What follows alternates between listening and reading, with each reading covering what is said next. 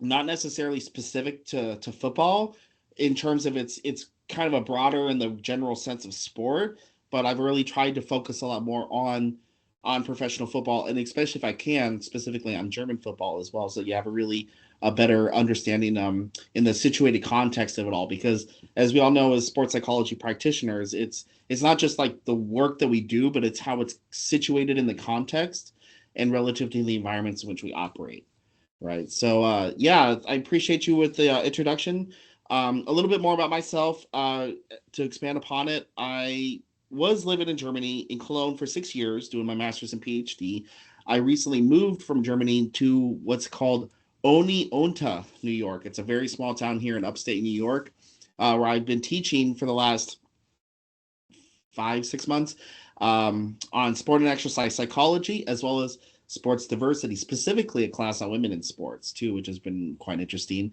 So I'm from Denver, Colorado, which is a little bit more to the west in the United States. In addition to my degree, I'm also accredited ASP sports psychology expert, so I'm on the BISP list, as well as a certified strength and conditioning coach and a sports diversity leader. In addition to my master's degree from the SPOHO, I also have my bachelor's in sport and exercise science as well. I've been working in sport and exercise science for 15 years now. I'm like knee deep in all of it, ever since I was a kid, doing sports, and especially with sports diversity. My entire trajectory that has led me down this path of career has been rooted in LGBT sports, specifically the gay games right here. So this picture is of me doing a lecture, not I wouldn't say lecture, more of a talk at Cologne's Christopher Street Day back in July, I think it was, as well as we did a whole thing on LGBT sports for that as well. This was me significantly skinnier. This was obviously before grad school at the Gay Games in Cleveland in 2014, posing with Miss Pandora Box, who's one of the queens from RuPaul's Drag Race. And it's kind of hard to tell, but those are medals around my neck that I won in competitive swimming at the Gay Games as well. So I'm a very accomplished athlete in the LGBT sports community. And in addition to that, like I said, I'm doing right now lecturing for the State University of New York in sport and exercise psychology. I've also presented for all sorts of different organizations, which I think is where Jan met me, including FEPSAC, NSP. I've also presented for the American Psychological Association and the Australian Psychological Association as well. And so basically variations of this kind of lecture seem to be the more popular ones as well. But I also, if you want more interest in it, we can go into a lot more details on things like liberation psychology too. I just did a lecture on liberation psychology, which was fabulous. But I also worked when I was in Germany with several German football and sports clubs. So FC Düren, which was the highest level that I worked with as a both strength and conditioning coach and mental performance coach. Same thing with SC Bruhl, and then I also worked with TUS Brauweiler in strength and conditioning, and then I worked with SC Giannis, which is the LGBT Sports Club in Cologne, both as a sport coach, strength and conditioning coach, and mental performance as well. And then on top of that, there's been a lot of diverse sports organizations I've worked for that specialize in diversity, which includes the Special Olympics, Compete Sports Diversity, the Pride Cheerleading Association, SC Honest, as I said, the Federation of Gay Games, You Can Play, Leap Sports Scotland, and right now I'm on the bid committee for Gay Games Denver 2030. So just a little context about myself. But to talk about their agenda today, we're going to talk a little bit about LGBT 101. We're going to talk about the history of LGBTQ plus athletes in professional football. And then we're going to talk about, I forgot to add it onto the agenda. We're gonna talk about both gender identity in sport and sexual orientation in sport. And so this is where we're gonna be able to distinguish between what is L, what is G, what is B, T, Q, so on, things like that. We'll talk about mental health and sports performance, and then in the end, we'll talk about best practices. Right. So what are things that we can all do in terms of just the way that we craft our sessions and the works that we do with our athletes to be as inclusive as possible. So like I said, if you have any questions, feel free to pop up at any time and ask. But we'll go ahead and just jump right into it with LGBTQ 101. So the basis of understanding what LGBTQ is and everything like that is very important, just because, frankly, a lot of people don't know. And it's really easy to be able to just understand, okay, what is sexual orientation? What is gender identity? What are all these things, right? So we talk about sexual orientation is a romantic and or sexual attraction based on gender identity, right? So this could be, people who are heterosexual, right? Homosexual, bisexual, pansexual, asexual. There's a million different definitions and identities related to sexual orientation as well. So it's also unique to the individual. But the most common ones you tend to see here is homosexual, which is gay and lesbian. So you're attracted to a member of the same gender as yourself. Then you have heterosexual, which is you're attracted to the opposite gender. This is all based on the gender binary. And then bisexual, you're attracted to both genders. And then, as we will learn here in a little bit, especially, gender doesn't exist on a neat binary. And so you have the existence of pansexual. And pansexual is people who are attracted to anybody regardless of gender, right? So it doesn't have to be male, doesn't have to be female, doesn't have to be trans or cisgender or anything like that, right? It could be anybody. So we talk about, especially we're going to talk about homophobia a lot. So what homophobia actually is the fear and prejudice and discrimination against homosexuals or people based on sexual orientation, right? So you get homophobia, you get biphobia, things like that. Even heterophobia is a thing. It's very uncommon because, in the gay community, we don't really try to express that, but you tend to sometimes will see that. So just when you think about phobia, it's fear, prejudice, and discrimination. And then the homo is just who it's directed towards, right? So it could be anybody based on how that's defined. Then you have biological sex.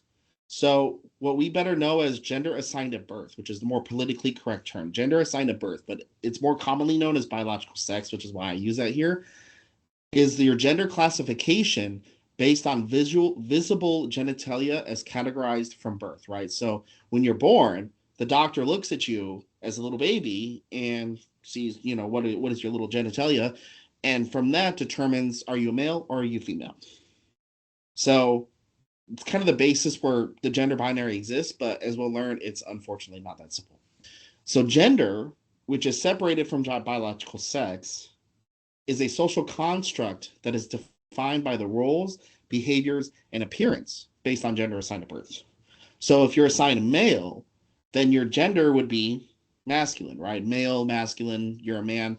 So you're expected to wear men's clothes and have a masculine name and do things that are appropriate for men to do, right? And same with a woman or a girl, right? So if you're assigned a female at birth, then, as a little girl, you're expected to like things that little girls do, and you're expected to do things that women are expected to do. Things like you wear your hair, you wear your makeup, all the things that you do that are expected of you based on the gender identity, right? So that's where you need to differentiate between gender and biological sex.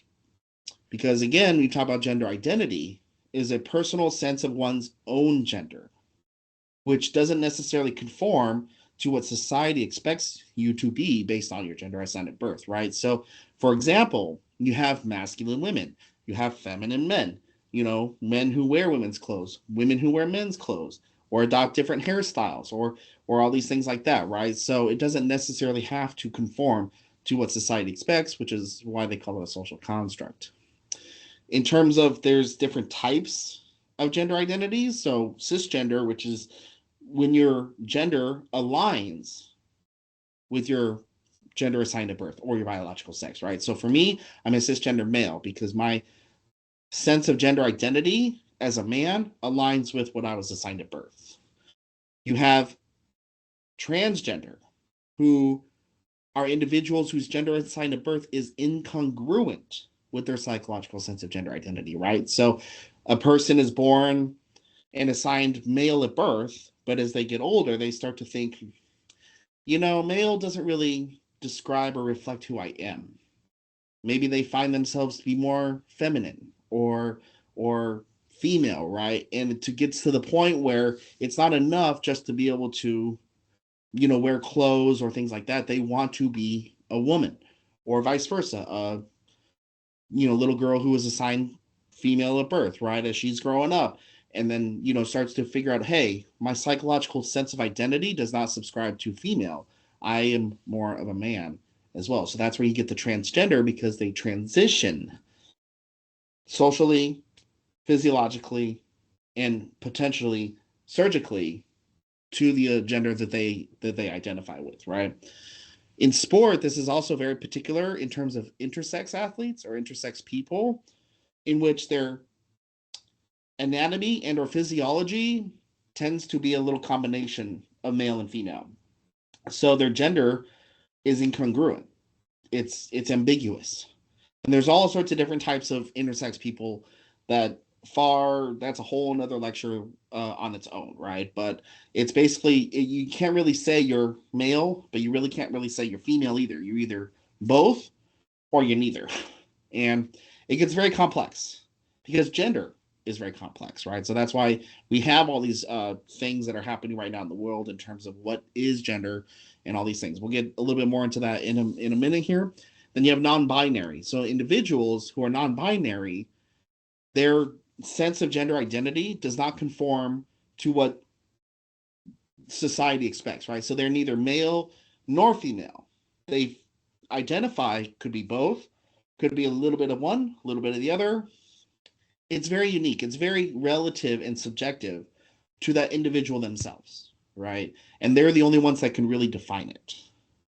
So again, coming back to the phobia, is we tend to see a lot of phobia, in this case, transphobia, which is the fear, prejudice, and discrimination specifically against transgender people, but also people who are just in general that have maybe not a clearly defined sense of gender identity as what society expects of them. So it's kind of the basics of it. So question for you, and feel free to unmute your mics because I want to see what y'all think. These two athletes right here are professional soccer players, or one of them was a professional soccer player. In your immediate sense right now, your immediate perception of this, the athlete here and the athlete here, what gender division in football should they be part of? Feel free to speak up. So we'll start with the athlete here. What gender division should they be a part of?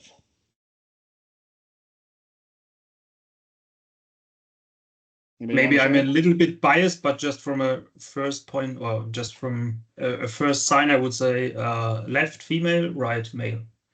Right. It's people mostly agree, I believe.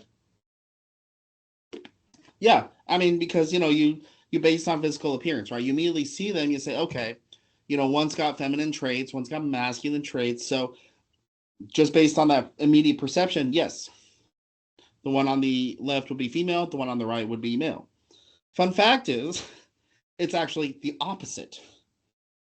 So I don't know if you know who these athletes are. This is Jaya Salua from American Samoa and Quinn from Canada are the only two transgender athletes to ever play professional soccer so far. And they're the only two who have ever played in a FIFA qualified tournament as transgender athletes. The situation with them is very unique because with Jaya, she is a trans woman, a male, somebody who was assigned male at birth, who transitions to a woman. From American Samoa, they actually have a specific culture around this called fa'afafine, which is a third gender, basically. With Quinn is the opposite. He's a woman assigned at birth who transitions to a male. And by all appearances, as you can tell, is a man, right? The interesting thing about this situation with them is that during their professional careers, even as they started transitioning and post-transition, they would play on the gender division as assigned at birth. So Jaya Salua, as a woman, played on the men's team for American Samoa, and Quinn, who's still active in his career, plays on the women's team as well. And this is where you can also get a little complexity with gender transition as well. Because, for example, you got the social transition of gender, which is, you can see, wearing, looking like a woman or looking like a man, right? So haircut, clothes, basic outward appearance, right? So this is what you're kind of seeing here and there. You have the physiological transition, which represents hormone therapy, gender affirming hormone therapy. This is where you say, okay, trans women, they're taking testosterone blockers and estrogen supplements. Trans men are taking estrogen blockers and testosterone supplements, right? Now, we'll talk about this in a minute. That can get a little complex with sports. But these two athletes, specifically Quinn, right now is not actually using any kind of hormones at all. But then you have the third type of gender transition, which is surgical. And this is where you actually go to a doctor who does surgical procedures on the genitalia to actually make it conform or redefine it into the gender which they subscribe. So here, if you notice, Quinn has had what's known as top surgery, where they remove the breasts. So he's had top surgery, as you can see, no longer has female breasts as well.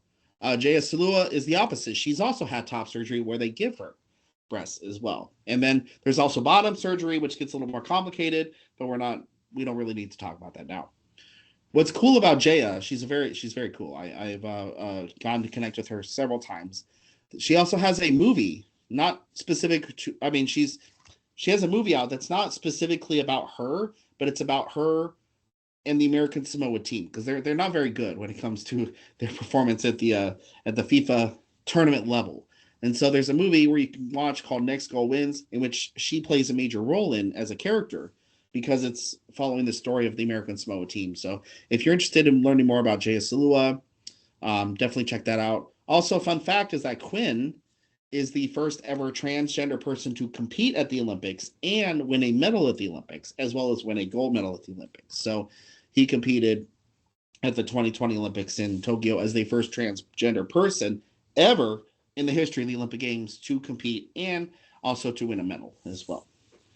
So we want to talk about trans, non-binary, and intersex athletes. So they all face unique administrative, political, and sociocultural challenges that prevent them from being able to participate in the sport, which is why you don't see a whole lot of trans athletes participating at all, because they're subject to very active. It's very active right now. It's probably one of the hottest topics in sport in regard to prejudice, discrimination, bullying, harassment, as well as exclusionary policies and laws. You're seeing this in national governing bodies all over the world. The United States is going crazy with it right now, of passing laws, passing policies that are like, no trans athletes, blah, blah, blah. It's crazy. So as you can imagine, this very much inhibits the participation in sport for all levels of all athletes, right? So even kids, who maybe, and mind you, the transition process takes place over a lifetime. And so even for kids, when they feel like they might be transgender, they're not going through a physiological or a surgical change. They're purely social change, right? If they say, hey, I want to wear boys' clothes, I want to, wear girls' clothes, I want to grow my hair out, I want to cut my hair, whatever, right? Unfortunately, this is also inhibiting their participation in sport. We see these policies being passed that are unfortunately affecting even kids just being able to play sports as well, because they don't look like a girl or they don't look like a boy, even though there's really nothing more than a social transition occurring. It's all rooted in fear and ignorance and outdated gender ideology, right? So there's really no scientific basis. There's really not even a precedence. There's no anecdotal evidence or precedence that says, oh, trans people are cheating or anything like that. But there's still a lot of like that fear and misinformation, fake news, all this kind of stuff, right? What's fun fact is attempts to define gender based on male and female, there is not a clear definition.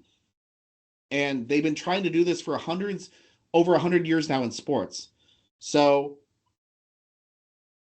talk about it here kind of in a second, but gender verification testing has been used as far back as the 1936 Olympic Games, even further back in the 1920s, the Women's World Games, which was kind of like an Olympic Games for women, because at the time the IOC was very exclusionary about women in sports. So they tried to figure out, okay, how can we be sure that these are women that are participating, right? So they tried doing all these different ways of defining what a woman is. Well, they said, well, a woman gives birth, right? Well, not all women give birth. A woman has, a vagina. Well, not all women have vaginas. And, all these other things that they've been trying to clearly define. What is a woman? But have been unable, because of the fact that intersex people exist alone completely negates the argument that a woman is strictly definable. And same with a man. What defines a man? Not all men have penises. Not all men produce a whole lot of testosterone. Not all men have whatever, right? So there even today is no clear consensus or definition of what a male or female really is. But unfortunately, we still are rooted in this outdated gender ideology that doesn't fully understand that, and that's where we're still seeing a lot of barriers and pushback from people in regard to the inclusion of transgender, non-binary, and intersex athletes. Right? So biological sex is complex. It's multidimensional, and it encompasses anatomy, genetics, hormones, and physiology. Right? And so it could be all these different things that contribute to what defines a person's gender based on gender assigned at birth, but also psychological sense of what gender identity is, right? So in regard to transgender athletes and non-binary athletes, so far, even though it's pretty limited, but there's a growing amount of scientific research that has not found any evidence at all of an unfair advantage that exists on any level that can be attributed solely to gender transition. Have there been a handful of transgender athletes that have won? Sure. I mean, Quinn won a gold medal at the Olympics. The only other trans athlete to participate at the Olympics is a trans woman named Laurel Hubbard, who competed in weightlifting. Well, she didn't win at the Olympics. She ended up, I can't remember exactly what happened, but in her sport, she did not complete all the lifts that she needed to complete, and so unfortunately, she was disqualified from the competition. But other athletes, like you may have heard of a swimmer from the U.S. as well. Yeah, sure, she won a race, but that doesn't necessarily mean it was because she's a trans woman, right? I mean, as we all know, with especially elite athletes, there's a lot more that goes to being successful in elite athletics than just something as simple as gender, right? It's all the training, it's all the hard work you got to put in, all these other things. But like I said, there's no evidence so far of any unfair advantage that can be attributed to a gender transition. But it's a wild west of sport, right? So they don't necessarily learn this, research the science, or fully understand the science. But also, it's taking time because, ironically, there is these policies that are inhibiting trans people from participating in the first place are actually inhibiting scientific research. Because if you don't have participants, you can't do the research, right? You need athletes to be able to do the research, but if you don't have any athletes, you can't do the research. So that's kind of making a challenge there as well. But it's a bit of a wild west in terms of policies. So there's all sorts of inconsistencies in the policies, right? The IOC has changed their policies 3 or 4 times in the past 20 years, and again, there's so much happening in the whole world with all these national governing bodies and stuff. It's just getting crazy right now and stuff. But I will say, though, that transgender athletes are still subject to the World Anti-Doping Association's policies regarding the use of hormones and must obtain a therapeutic use exemption. And a therapeutic use exemption is extremely challenging to obtain for anybody on anything. It takes years to get a therapeutic use exemption. And as you know, in elite sport, your career could be gone like that, right? So that's why Quinn and Jaya Salua are still able to compete in their gender division that aligns with what they were assigned at birth. So Jaya Salua has competed in the men's division, and Quinn still competes in the women's division because specifically Quinn is not on hormone therapy.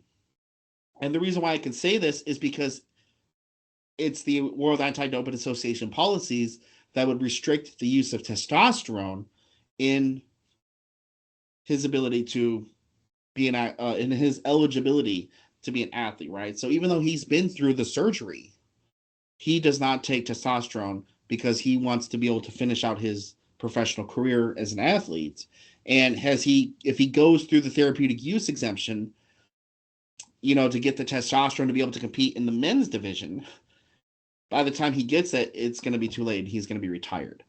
For Jaya, she has been on testosterone suppressing hormone therapy. So she does that. She does not take estrogen supplements as well because of the same thing.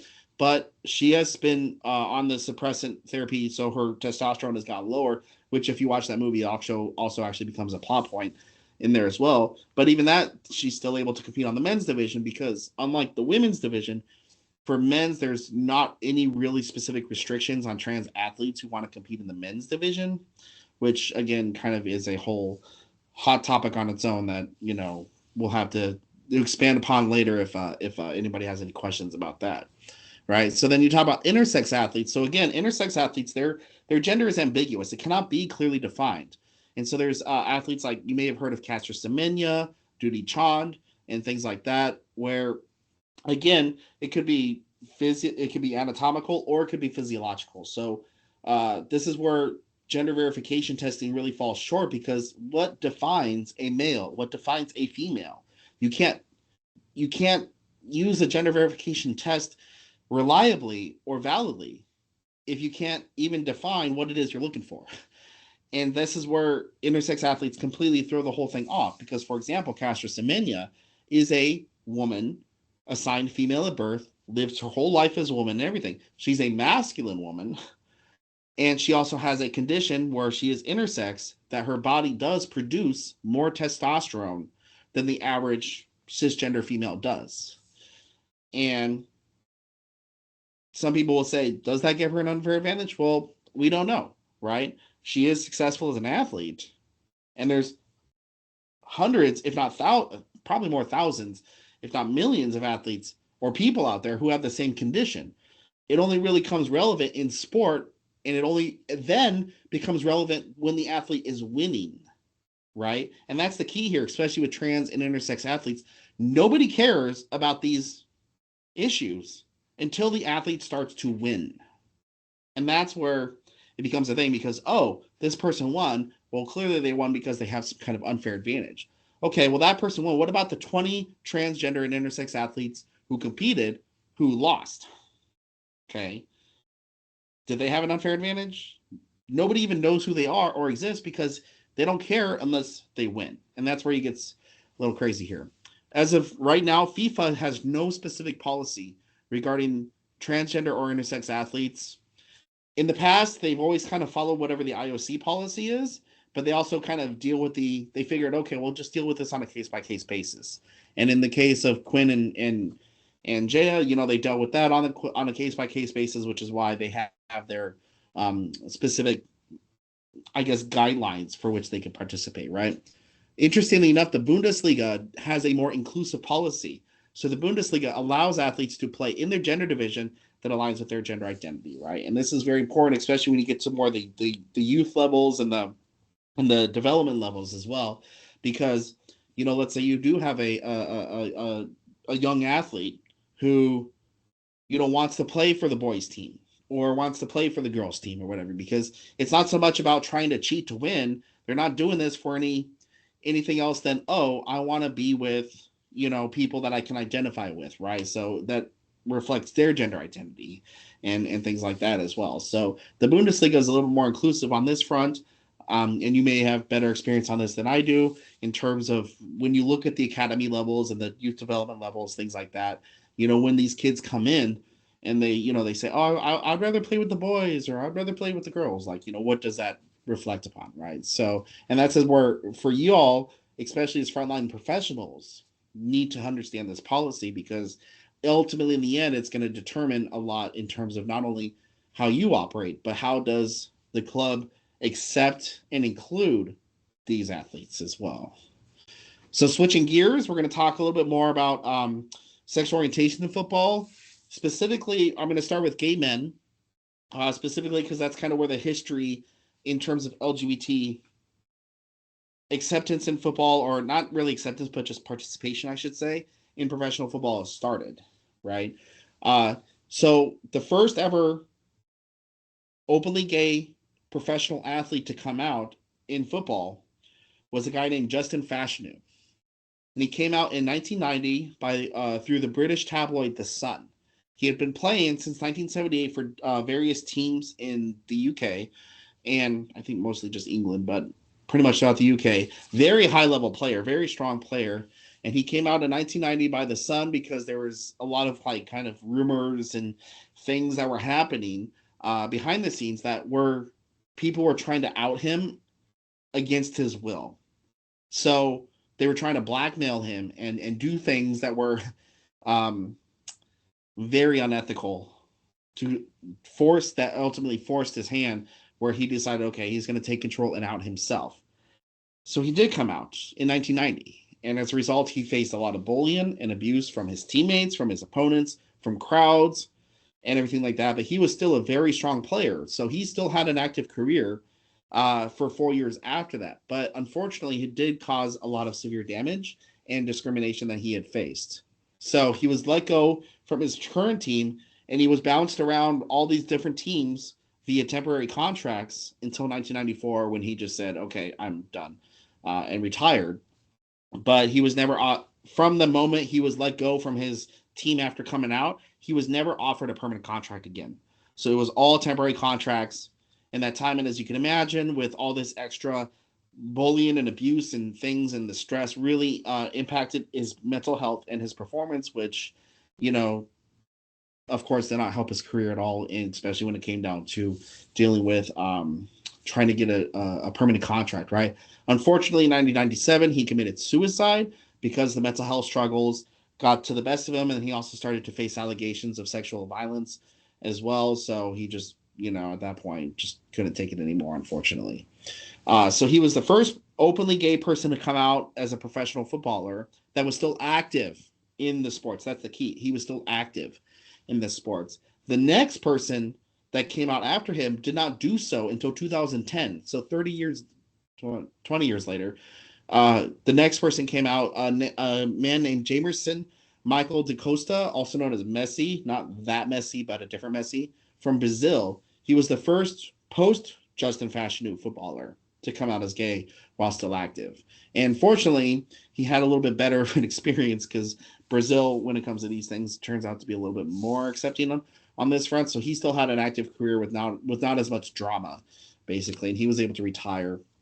And then, even then, it was 3 years after that where the next openly gay professional footballer came out, which was Robbie Rogers, who came out in the USA. And the USA, we got 5 professional sports leagues, right? We got the NFL, we got the NHL, we got the MLB, we got the NBA, and then we got Major League Soccer, which is unfortunately for football fans, we're kind of the bottom of the tier of the 5 professional leagues. So when he did come out, the reception he got was actually pretty positive, but also he did not face as much drama because it's just not as popular of a sport compared to the other ones as well. So he was able to come out and continue to have a successful career. And then Liam Davis was the first English footballer to come out post-Fashanu in 2014 as well. So that was, again, 24 years later after Justin did. And then we've had a handful that have come out since then, but most of them tend to wait until they're retired. And we'll talk about that in a minute, right? So right now, in the entire world, there are only 5 openly gay male professional footballers who are actively playing. Okay, it's Fudi from South Africa, Colin Martin from the US, Josh Gavello from Australia, Jake Daniels from England, and Jacob Janko from Czechia. Only 5 in the entire world currently playing for a professional football league somewhere in the world right now. Like I said, the majority of these professional male athletes wait until retirement before they come out. So there's a lot of openly gay professional footballers that came out after they retired. 2 of which are from Germany. Only 2 from Germany, mind you. Marcus Urban, who played in the 1990-1991 season, he came out in 2007. And then this guy might be more familiar to y'all, Thomas Hitzelsperger, who played between 2001 and 2013. He came out in 2014. Now, again, let me ask you this question. So feel free to unmute your microphone if you have a thought on this. Why do you think this is? Why are there so few openly gay active players and the rest wait until retirement? Any thoughts? I would say that the male professional sports system is maybe not the persons, but the system is maybe homophobe. Yes, exactly. Very homophobic, right? It's these footballers, they risk so much when they come out. So you're talking about millions of dollars here, right? So an entire lifetime, as we know with the academy development, an entire lifetime building up, to become a professional athlete in the first place. And then you sign these billion dollar or euro contracts where you're making all this money, and okay, you've only got a limited amount of time before you can really that you could really take advantage of it before you have to retire or, something like an injury occurs. So you have to, take advantage of while you can. Well, it's a risk that if you come out, like you said, the system is very unforgiving on this front. And unfortunately, when these athletes come out, they tend to get immediately dropped, right? So their sponsors drop them. They don't get a whole lot of support from the team. As we saw with Justin Fashanu, the team itself might refuse to renew their contract. All these things. It's way too risky for how much investment that these athletes put into their professional careers that they decide, you know what? Yeah, it would be nice for them to be able to come out and be accepted, but unfortunately, as you said, the system itself is not exactly inclusive for that, right? So what's interesting is that you tend to see in professional sports altogether, especially for sports like the Olympics, you tend to see more openly gay male athletes in individual sports, because in an individual sport, it's safer to come out, right? The person in the individual sport tends to have more control over their professional careers. So it's sponsors and the people that they work with in terms of like publicity and management, things like that. So more openly gay male athletes tend to be in individual sports rather than team sports, right? So even though there's only 5 openly gay male professional footballers, when you add in other sports like hockey, basketball, rugby, all these other, major professional team sports all over the world, the number it's still less than 10, right? So 5 athletes in soccer, but the rest are, less than 10 overall in the entire world. But when you look at individual sports, there's a whole bunch of them, right? The issue, in addition to the great risk of in terms of the institution, is that on a team sport, if an individual player comes out, it puts all the attention onto them. And this is positive attention, this is negative attention, this is any kind of attention, puts the spotlight onto that individual, which affects the dynamic and the cohesion of the team as a whole, right? Because in team sports, it's us and we, but when that individual comes out, all the attention comes on them and it becomes you and I, right? So it becomes centered on that person. So that's where it becomes also an issue, especially with these teams that can be hostile to this, right? Because it takes the attention away from the team as a whole and puts it on the individual for extra attention that may or may not be warranted or wanted, right? So the problem also is that team sport cultures themselves compromise the psychological safety for gay athletes. And we'll talk about this more in a minute as well. It undermines the 3 basic psychosocial needs, right? So self-determination theory, autonomy, competence, relatedness. You tend to lack social support. Athletes who feel, okay, I don't know if I'm going to feel accepted. I don't know if my teammates are going to be welcoming for me, or are we going to deal with things like being bullied and harassed by your own teammates or even your coach? And we'll talk about that more in a minute here. But also the autonomy, right? The autonomy to express yourself, the autonomy to be yourself, the autonomy to feel like you can contribute your authentic self into the team dynamic as a whole, right? So that tends to play a major factor there. And this all happens, mind you, at the youth level, at the academy level, because these are the kids and the youth athletes that are in these situations that perceive these behaviors and find themselves, I don't feel psychologically safe in this environment. They don't even express their orientation. They don't even understand it yet, but they do understand, I know I cannot be myself. I know I feel unsafe in this environment, drives the motivation towards external factors and a motivation, and ultimately discourages them, and they quit. And oftentimes they quit without anybody even knowing really what the reason why. When I was a kid, I quit sport because of that reason. I was on the swim team as a kid, and I was in an environment that was super toxic and full of all sorts of things that, as a young gay kid that was still trying to figure out my own sexual orientation, I didn't even fully understand it. But I knew that the things that my teammates were saying, that my coaches were saying, and all these other people around me were saying and doing made me feel unsafe. And before you know, my attitude shifted. I was just not interested in being part of that team. I was not interested in going to those practices. I just lost all interest for the sport altogether and eventually quit. and nobody knew why. They just thought, oh, he has a bad attitude. He doesn't really seem to care as much. Well, I didn't care, but they never really understood why, right? So this happens to youth athletes all over the world on all levels, which, of course, then when you quit as a youth, you're not working your way up the ranks, and ultimately you're not going to have a professional career in this. And this is where we tend to have so few openly gay male professional athletes, especially in team sports, because they never even make it that far, unfortunately. Right? Now, the situation is actually a lot different for women. So it's interesting because lesbian women have found more safety in numbers through team sports. So team sports for women, especially lesbian women, have found to be more welcoming and safe for them to be able to participate openly, which is why you actually have the opposite.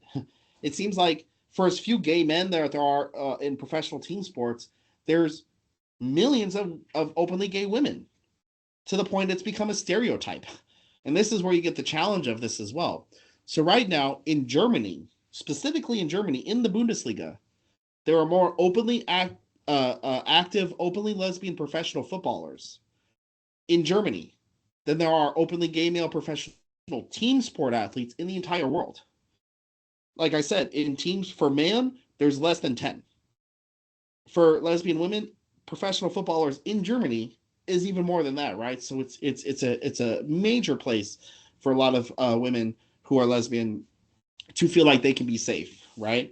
But like I said, it creates stereotypes, and this is where it also becomes a hostile environment, not just for team sports, but for sports overall, for all women, is at least the stereotypes, right? So you find, particularly in masculine sports, you tend to see a lot more representation of lesbian athletes. It also creates the issue because when straight women want to participate and belong, well, they have to struggle with A, you got the masculinity of the sport, B, hegemonic femininity, which says, here's what society's standard of being a woman is like. Well, they don't necessarily connect, right? So masculine sports and feminization of society says they don't belong. And so a lot of straight women tend to struggle as athletes and as women to reconcile these two separate identities. It's called the female athlete paradox. It's quite interesting.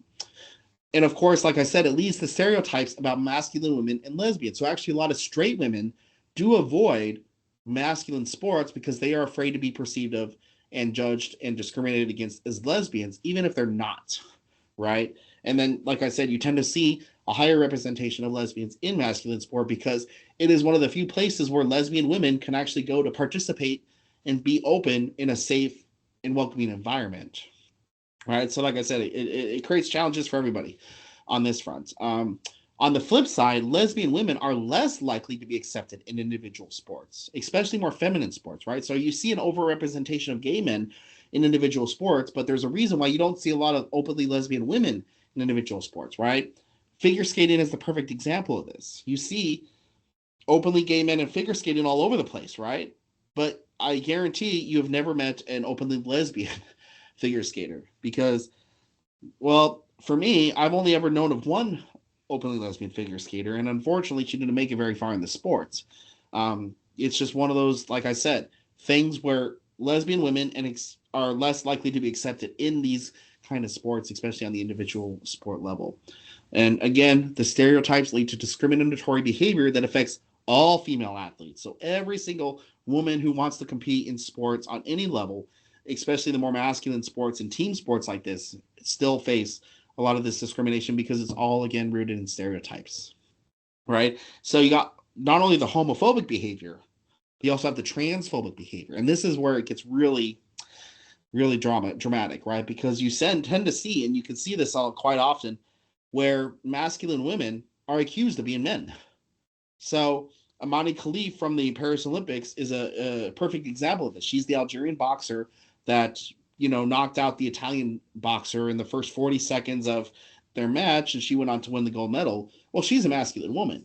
She's a cisgender woman, assigned female at birth, lived her whole life as a woman. In fact, in Algeria, being trans is illegal to the point where she would be on death row and put into prison if she was transgender.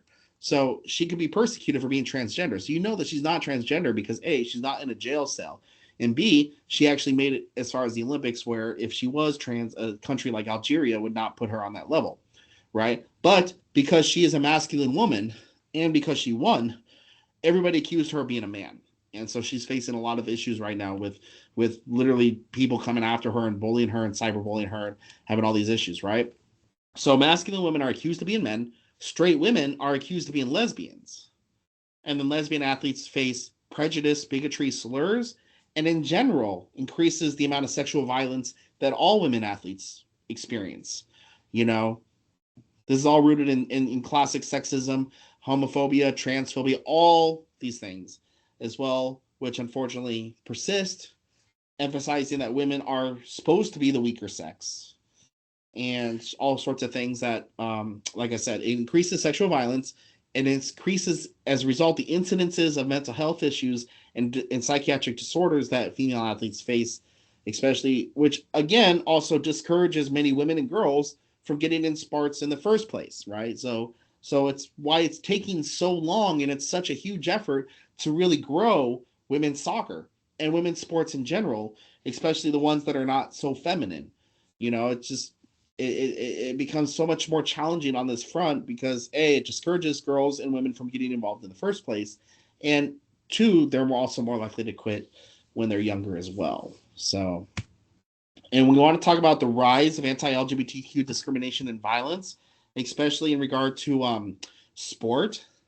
So, kind of looking at the more general picture. So taking the spotlight off of sport and kind of focusing more on the whole aspect is, according to the Trevor Project, which is an organization here in the U.S. that tracks anti-LGBTQ discrimination and violence among youth and adults, is that 60% of LGBTQ young people in 2024 reported feeling discriminated against in the past year. 23% of those young people were actually physically harmed in the last year because of their sexual orientation or gender identity. I personally am one of these statistics, not in the past year, but when I was younger, when I was in school, I came out when I was really young. I came out as a gay man when I was really young as well. I'm a very confident person in who I am, right? So at the young age, I was like, I am not going to deal with all this peer pressure of having to find a girlfriend. I am gay, and that's who I am. I was very confident about that. Unfortunately, I also got my ass kicked. I got beaten several times by bullies who just, did not like the fact that there was an openly gay kid in their class. And so, after school or in between the classes or whatever, they just took the opportunity to just beat the shit out of me. And that was not fun. And so, unfortunately, and that was 20 something years ago, and it's still happening today. 23%, that's almost a fourth of the population of LGBTQ young people have been physically harmed or threatened in the past year because of that, right? So there's also this thing called conversion therapy. I don't know if it's very commonly known in Germany, but in conversion therapy is this super quackery-based system where they feel like you can actually convert a person's gender identity or sexual orientation or back to what they want it to be, right? So they say, "Oh, you're gay. Well, don't worry, we can make you straight." It's therapy. It's basically torture. I mean, it makes Guantanamo Bay look like a playground. The shit that they do with these kids is horrible, and you would be horrified if you ever actually had to be there and see or even witness what they actually do to these kids. Unfortunately, 5% of LGBT young people in 2024 still report being threatened with or subjected to conversion therapy. So even today, even though there's laws now that actually prohibit it and completely ban it, it's still a thing. And there's still a lot of kids, unfortunately, that still have to go through it. As a result, at least 15% of LGBTQ people who felt discriminated against attempted suicide. And again, when I was a kid, I was one of those statistics. I attempted suicide after a while when I was dealing with those beatings and threats and things like that. I was one of those kids that attempted to suicide because of all the crap that I dealt with. So, even though that was back then, it's still unfortunately a very common thing today. So as you can imagine, there's some major mental health implications here, right? So discrimination, victimization, all these things like that really do take its toll on people's mental health and wellness. So LGBT people do face higher rates of depression, substance abuse, drug use. I mean, there's a reason why a lot of the community is centered around bars. Just saying. And also drugs. So you got anxiety. So it basically becomes trade anxiety, and it becomes very inhibiting in a lot of ways. You got social isolation. That's a major thing, right? Especially when you're dealing in an environment such as sport where you cannot feel like you can be yourself, you become socially isolated. And of course, as it comes down to suicidal tendencies as well. And not even the actual act of trying to attempt suicide, even just the thought of doing suicide. The fact that it exists in their mind in the first place, unfortunately, is a major issue as well. And this is all compared to cisgender straight people. So, and of course, it all drives down to these discriminatory behaviors and environments, social rejection, homophobia, transphobia, especially language use, whether it's direct towards the person or it's just indirectly used in the culture itself, right? When I was on the swim team, for example, all this homophobic and transphobic language use that was not directed at me, but was just used so casually that to me, that's what made me feel like, okay, this is a psychologically unsafe environment. You also have microaggressions, discrimination, harassment, threats of violence, all these things like that.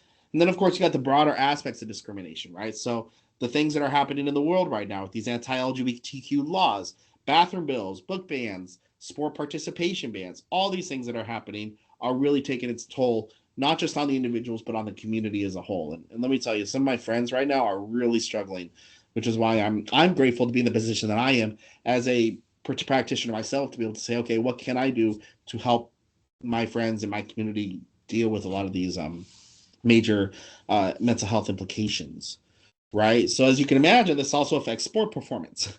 So LGBTQ youth are 2 times more likely to be diagnosed with a psychiatric disorder. They're more likely, especially as youth, to drop out and quit sport and exercise programs. And we know that exercise actually can help with mental health, right? But it doesn't help in sport and exercise when you're being discriminated against and you feel psychologically unsafe. So they're more likely to drop out of sport and exercise programs, especially to quit sport, which as I said, leads to less openly gay athletes at the higher elite and professional levels. Like I said, that's for gay men, because as we talked about with lesbian women, it's a bit different. Unfortunately, these statistics are biased towards gay men just because there isn't as much research being performed right now on lesbian women.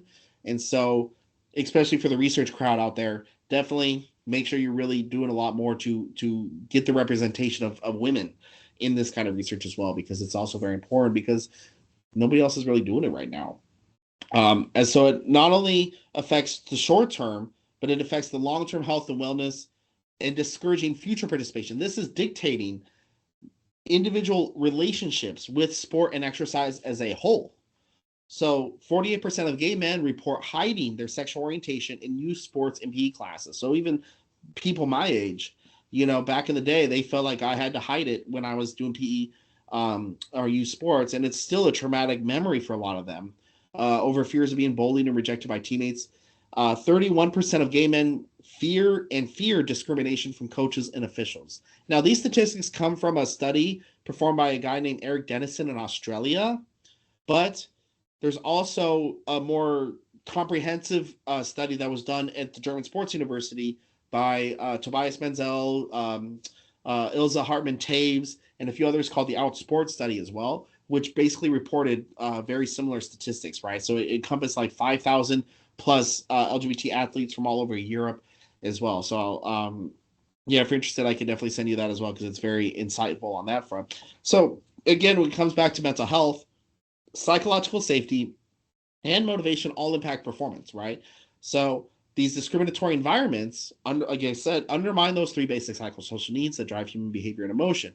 You're limiting your freedom of expression. You're creating conflict, violations of psychological safety. And in turn, these athletes are becoming more reliant on extrinsic motivational factors.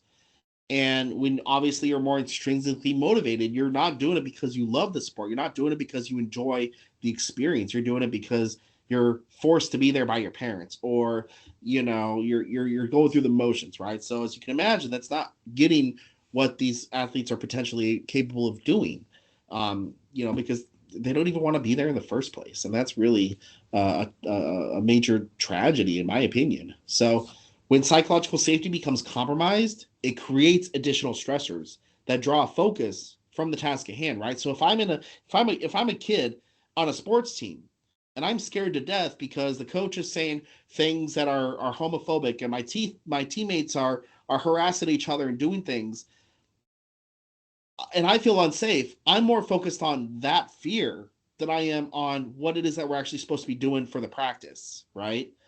And for me, for example, to this day, I still feel uncomfortable changing in locker rooms, because when I was with that swim team when I was a kid, I was scared to death of being in the showers with these other kids because I was so afraid that they would think, oh, he's gay, and they would, be afraid of the potential harassment and bullying if they thought, oh, why is there a gay kid in the locker room with us? So I would go into the locker room, change as quickly as I could, even sometimes do it in the bathroom stall, and get the fudge out, right? Well, that kind of stress would overwhelm me. It creates anxiety, and it creates social isolation, and it creates all these other things that become my focus. So that when I'm in the practice, I'm focusing more on, oh shit, what am I going to do when practice is over? Rather than, oh, I need to do this task that the coach has given me right now. Right. So it draws focus away from the task, which obviously affects individual performance, but also the team performance, right? If not everybody on the team is doing their part, then the team as a whole is affected. So again, it affects everybody regardless of their gender identity or sexual orientation.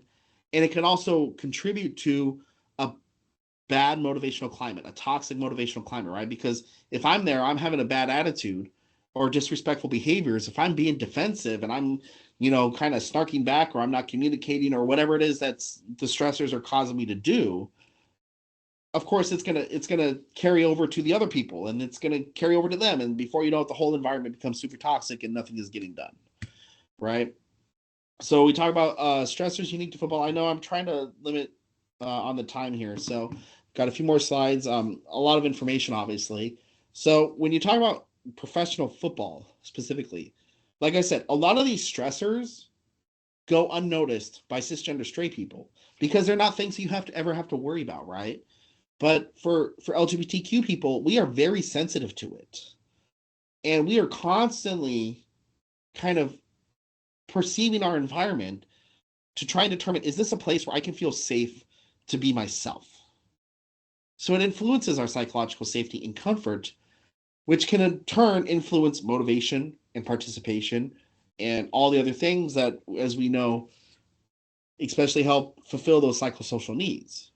A lot of these things I've experienced myself, especially in German football as a coach and as a spectator, right? So let's talk about some professional football stuff.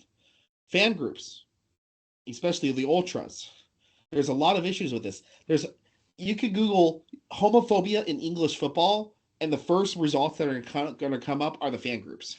Okay, so the big groups that I know, it's a huge thing, and it's awesome. I love fan groups because it really creates an amazing culture, and it's fun, and it's very good in terms of social identity.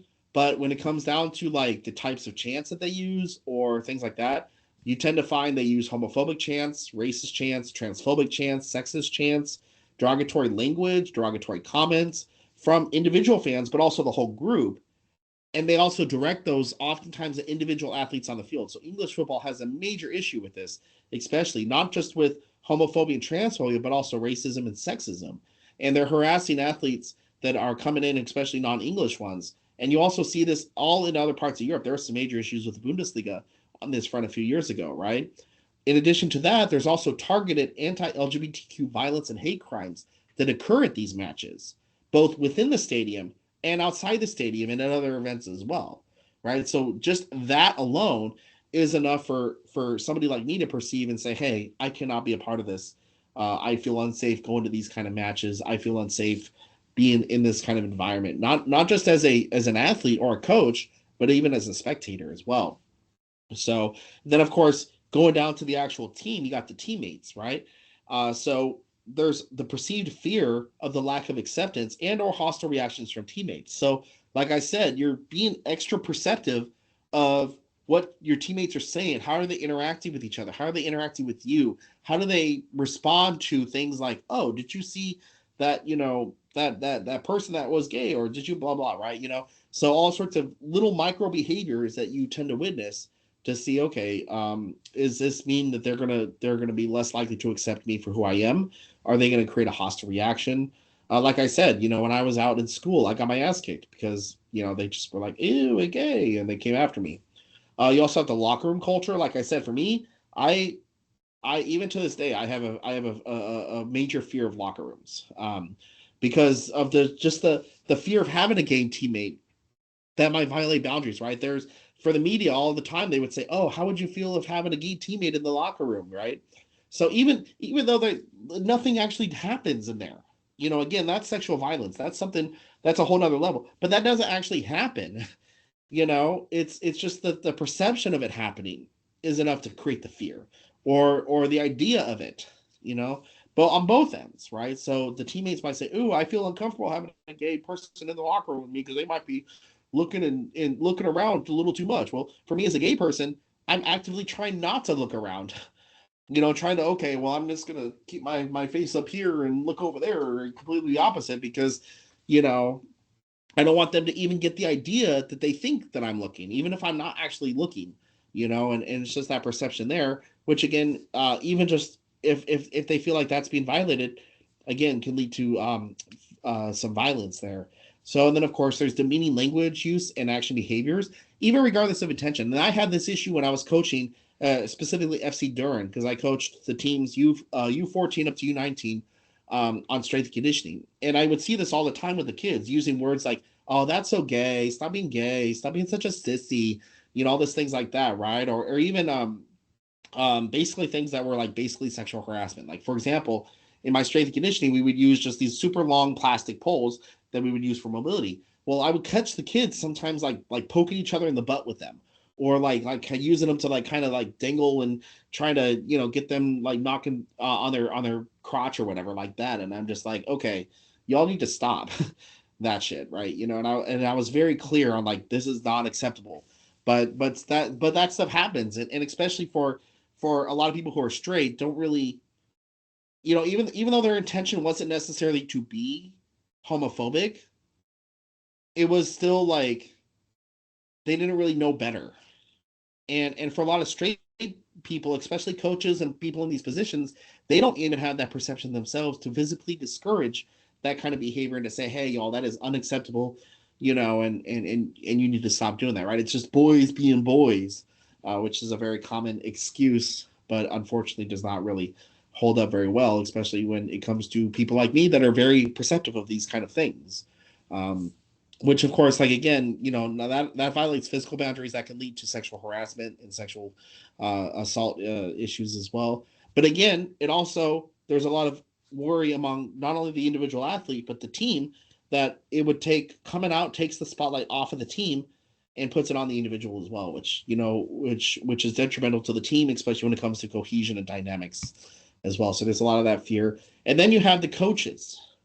So you got the lack of support from your coaches, a breakdown of the coach-athlete relationship that affects psychological safety, right? Because the coaches are the front line. They're the direct connection to these athletes. So for all of us in sports psychology, if you're not directly on the field working with those athletes as well, on the same level as the coaches, then you're one step back from those athletes, right? So the coaches are that first contact with those athletes, who are more perceptive to changes of behavior and changes of emotion and unexpected things that these athletes might do as well. But if the athletes don't feel like they have the social support from their coaches, if there isn't that relationship there that the athlete feels psychological safety around their coaches, then unfortunately that also creates some stressors, which also, coming back to the thing with the polls, the poor leadership from the coaches' part.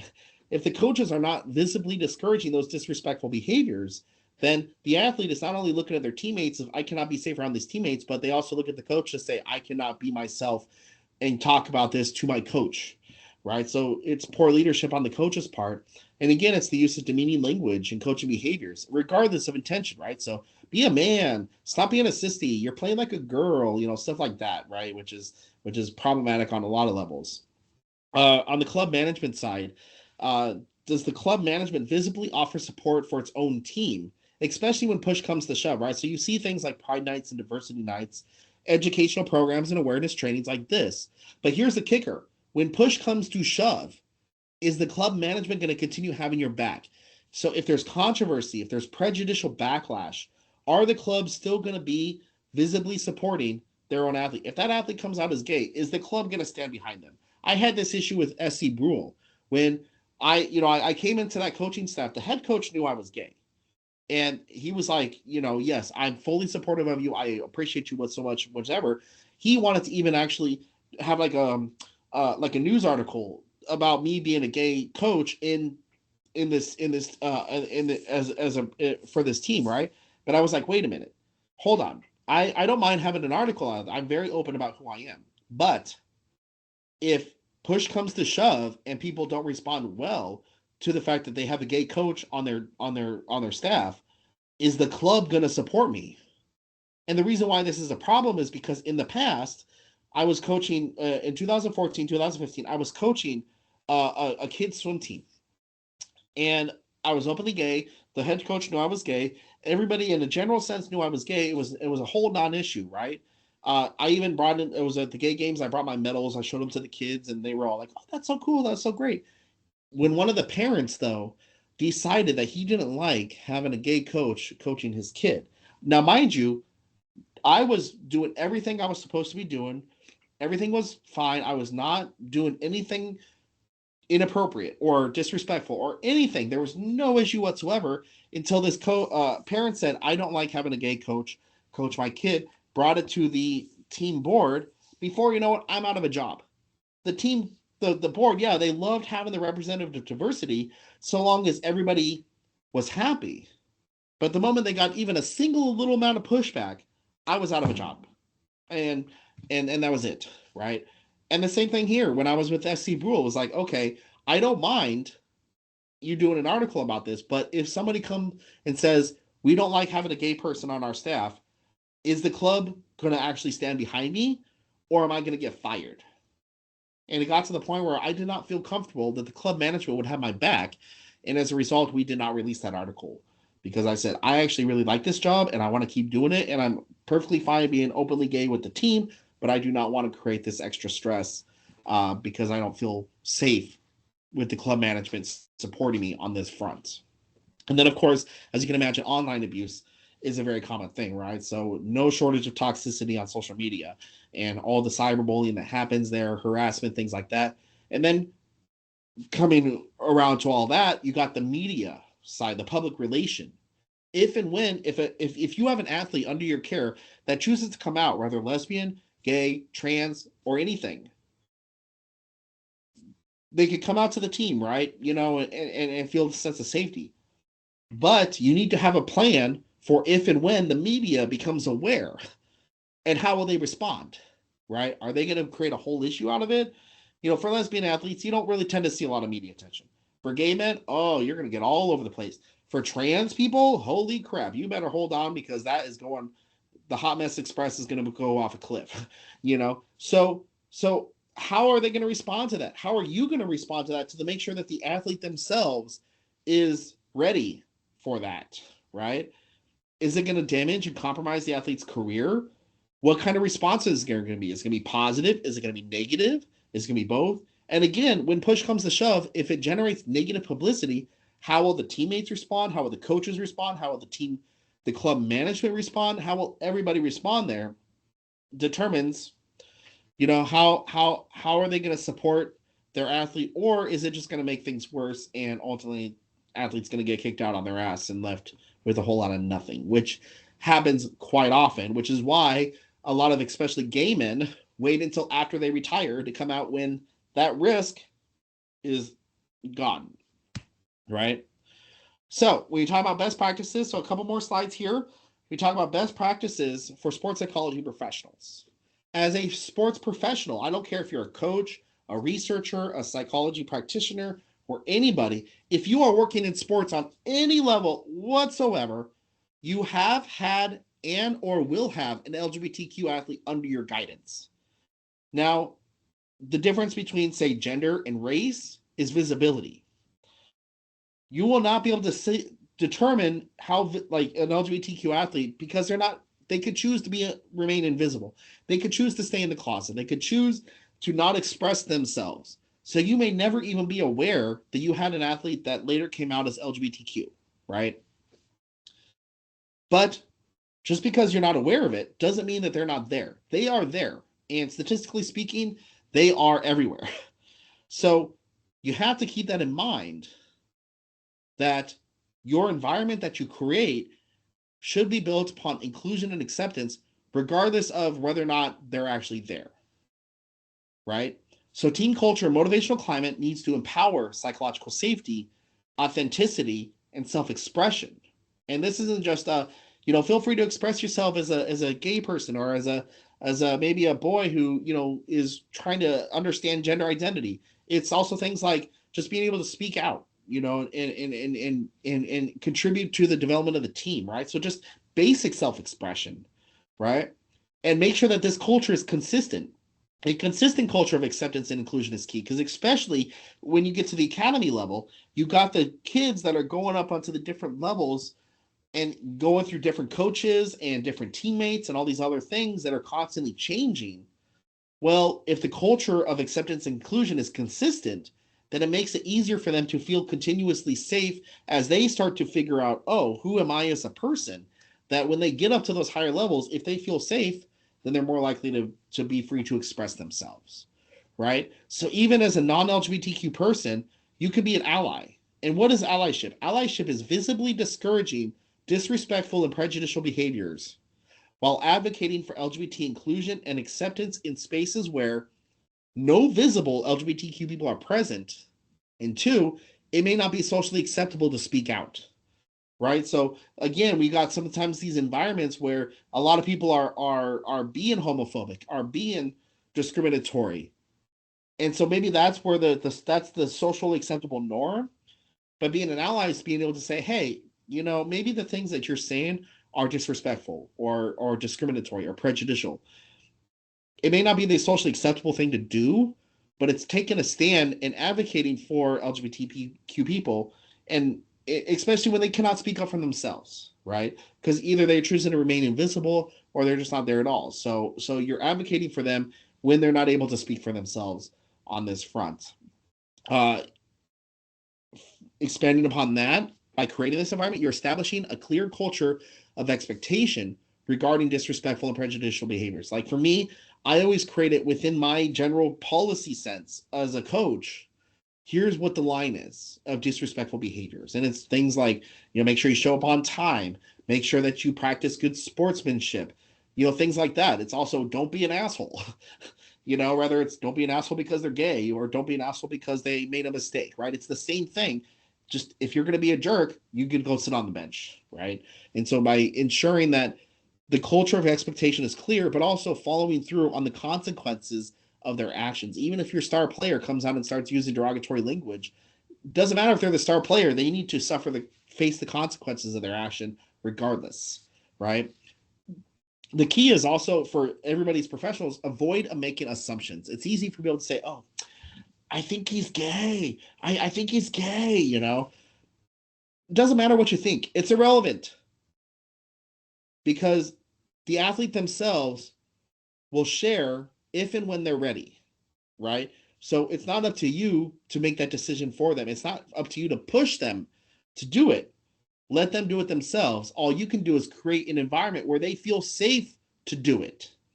Because if they are being pushed, they're not going to feel safe, right? And on the flip side of this, you don't need to force the diversity on people as well, because there are people with religious and political beliefs that are prejudicial and discriminatory, which sucks. But if you're kind of pushing it onto them, they're going to become defensive on it as well. The NHL had this major problem, right, with these Pride Nights. So for example, you see VfL Wolfsburg here having a whole campaign on diversity, right? Because Thomas Hitzelsberger became a major, investor for VfL Wolfsburg. So they really promoted these LGBTQ diversity nights, which is great. Well, the NHL started to do the same things, the National Hockey League here in the US. So they had these rainbow jerseys, things like that. But they did it so without properly educating and creating the environment within the teams themselves. So they pushed it too hard onto these athletes that weren't ready for it. And as a result, they got pushback from those athletes that said, this goes against my religious beliefs. I refuse to participate, right? And so you need to make sure that the culture is there that helps everybody to learn and understand why. Here's the culture of acceptance and inclusion. Here's why it matters in terms of how it affects everybody on the team and the success of the team as a whole, not just on the individual itself, right? And of course, another aspect of this, which is a little kind of more of a little technicality nuance for me, is avoid unnecessary language gendering. I see this all the time. It's, says like, oh, he or she. Well, if you don't know what their gender is, just say they. I'm with Quinn and, is non-binary. So I just say they, oh, they are, or whatever, right? Or they tell you what their pronouns are. I know German is a very gender language, but you have 3 genders. You have masculine, feminine, and neuter, right? So use the neuter. If you're not sure, use the neuter, right? And then you have to develop the frontline rapport with your athletes, right? I said, if you're on the coaching staff, you're on the field with them, you've got that frontline rapport. You can see how you get to know your athletes on how they operate, how they play, how they interact with each other. How are they, like, what is their normal modus operandi, right? So if there's changes in behavior, emotions, mood, or other actions indicative of psychological or social distress, you can be sensitive to that and use that to make an intervention and just say, hey, what's going on? Be the sports psychologist in that situation. Use those active listening skills. Help them feel safe to share this information with you, because if the behavior or the mood is unexpected, then clearly there's something going on. But also ensure you have those mental health resources available, right? So, having what is psychological first aid? If an athlete comes up to you and says, hey, I just had a major incident with some teammates in the locker room or with some fans out there or something like that, it's traumatic and it's terrifying and it completely can overwhelm their emotions. So understanding, having that psychological first aid to make an intervention available, right? It's the same as, as if you were to do physical first aid for a physical injury. There's, and I've actually gone through this myself, having to perform psychological first aid for people experiencing immediate emotional trauma. And this happens in sports all the time. And in my opinion, in sports psychology is one of those things that is very underrepresented and underappreciated, right? So I'm actually doing a whole thing on that in terms of psychological first aid, but that's a whole nother discussion. And like I said, LGBT people face stressors that you may not experience or understand, but that doesn't mean you cannot learn. So listen and learn and do your research and get to know, use those active listening skills to get to know what they're going through. Their feelings and experiences are valid, even if you don't fully understand it, right? And if you really need to, you can contact, I'm an LGBTQ professional, especially in sports psychology. So I'm always here to help if you need advisement or consultation, or if you're just like, okay, this is outside of my scope of practice, a referral can be helpful as well. But you also have your local LGBTQ community. There's mental health resources all over the LGBTQ community, because as you can imagine, we have a lot of mental health issues, right? So they're everywhere. In Germany, it's very good about this, especially. But there's also a huge LGBTQ sports community. And that's the biggest thing, too, is that you can also connect with, there's LGBT soccer teams. There's an entire LGBTQ World Cup, an entire organization dedicated to LGBTQ football. And they hold events all the time. There's Gay Games, which is a quadrennial LGBTQ sports event that takes place every 4 years. My first Gay Games was held in 2010 in Cologne, which is where my whole trajectory on this whole front started at, right? So there's local communities that offer all sorts of resources available for everybody, for the athletes, for you, for everybody, right? It's good to celebrate the diversity, but again, walk the walk, right? So not just you, but having the team, having the organization have active participation in Christopher Street Day and Pride festivals, encouraging the non-LGBTQ teammates and people to be involved and celebrate, right? Trainings such as this are important, right? Conduct these trainings, do educational workshops, awareness campaigns on these kind of topics. Offer them to the team, offer them to your athletes, the coaching staff, the club management, the fan groups, everybody. You can offer diversity nights and pride nights and other events that invite participation of the local LGBT community itself to be a part of it. One of my favorite things here is the Come Together Cup, which is LGBT. It's a huge one-day soccer or football tournament, right? And the idea there is that it actually invites members of the police community that has a very complicated history with the LGBT community. They're not exactly friends. But the purpose of the Come Together Cup is to bring them together on the same field, on a level playing field, for a friendly soccer tournament or football tournament, right? And it's a whole day of just, let's put police and LGBTQ people on the field together through the common ground of football to play and just have fun. And it's hosted on the grounds of this Rhein-Energiestadion in Cologne, and it's sponsored by FC Köln, right? So the club itself actually not only sponsors it, but they have an active participation there as well. So they're, bringing forth all their resources and stuff like that. So that's a huge thing, and you see teams like this doing all this kind of stuff all the time. And that stuff really matters, especially. So that's all I had on this front as well. So I appreciate you listening. I think I'm coming in just barely in time as well, but I'm definitely here. I've got some time as well. If you have any questions or, other discussion points as well, I also encourage you to connect with me. Here's some of my resources available as well. But yeah, appreciate your time and definitely open for some questions. Perfect, David. Thanks a lot. Also for sharing some of details of your own career and your own experiences. So that's, I think, sometimes hard to discuss these points, but it makes them more visible. So thanks really a lot. Part of the reason is because I'm so passionate about it too. I mean, because of my personal experiences, how can I turn those negative things into something positive? Yeah. And so if it's okay for you and the others, maybe let's just add on another 10 minutes if you have any open questions.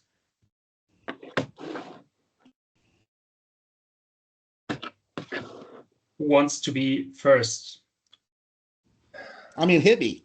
I love a good discussion. I also end the recording, so speak openly.